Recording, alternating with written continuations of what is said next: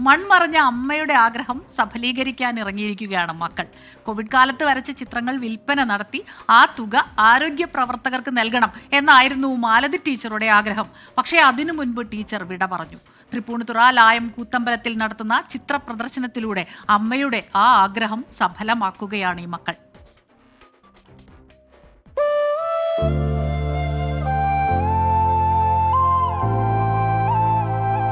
കെട്ടകാലത്ത് മാലതി ചന്ദ്രഹാസൻ വരച്ച പ്രതീക്ഷകളാണിത്. 96 ചിത്രങ്ങൾ.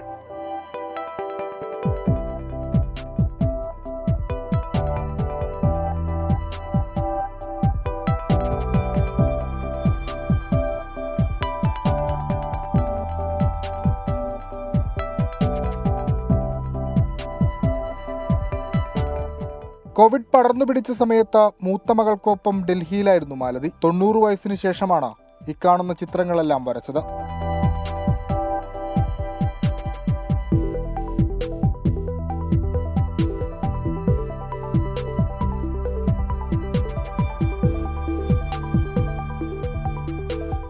കോവിഡ് പോരാളികൾക്കു വേണ്ടി എന്തെങ്കിലുമൊക്കെ ചെയ്യണമെന്ന ആഗ്രഹം ബാക്കിയാക്കി 92 വയസ്സിൽ വിട പറഞ്ഞു.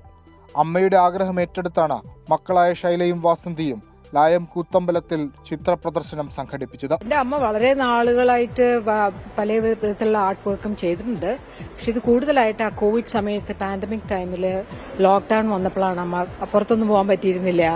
അപ്പോഴാണ് അമ്മ കൂടുതലായിട്ട് വരയ്ക്കാനൊക്കെ തുടങ്ങിയത്.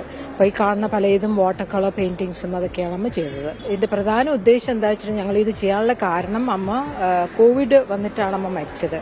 അത് അമ്മയെ ട്രീറ്റ് ചെയ്ത ഹോസ്പിറ്റലിലുള്ള നഴ്സസും അവരുടെ ഫാമിലി പലരും മരിക്കുക ആ സമയത്തുണ്ടായി.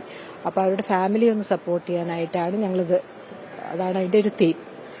അത് വെച്ച് നോക്കിയാൽ ആ നവരണത്തിൽ അതിനൊരു ക്യാപ്ഷൻ ഉണ്ട്. കരകൗശല വസ്തുക്കളും പ്രദർശനത്തിനുണ്ട്. പ്രദർശനത്തിൽ നിന്ന് ലഭിക്കുന്ന തുക കോവിഡ് ബാധിച്ചു മരിച്ച ആരോഗ്യ പ്രവർത്തകരുടെ കുടുംബത്തിന് കൈമാറാനാണ് തീരുമാനം. ചിലർക്ക് കോവിഡ് ഏകാന്തതയും നിരാശയുമായിരുന്നെങ്കിൽ മാലതി ചന്ദ്രഹാസനെ പോലുള്ളവർക്കത് സ്വയം കണ്ടെത്തലായിരുന്നു.